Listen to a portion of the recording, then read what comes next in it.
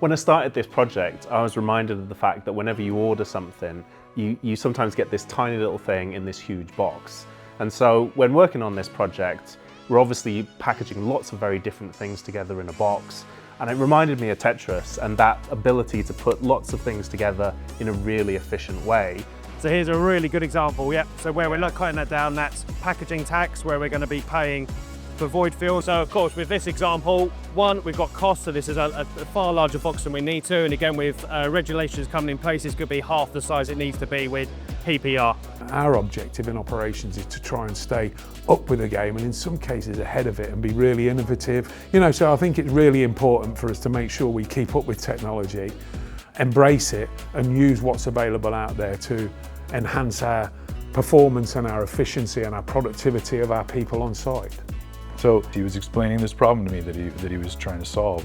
And I said, yeah, what you're talking about is a really classically hard AI problem called bin packing. So we went back and forth for a few places and found a good way to sort of quantify some of the very typical stuff that RS Components ships. And using that method, we were able to do very high quality bin packing without an insane amount of compute. We can actually do it right here with a little thing right there on the table. So NVIDIA really brought us on this journey to basically see whether we could condense all of the packaging complexity into something much, much simpler that would allow us to basically create efficiencies and reduce waste. So, using the actual thing you shipped to us, we hooked it all up. We got it running with some software that would actually determine how this fits in a box or in a mailer.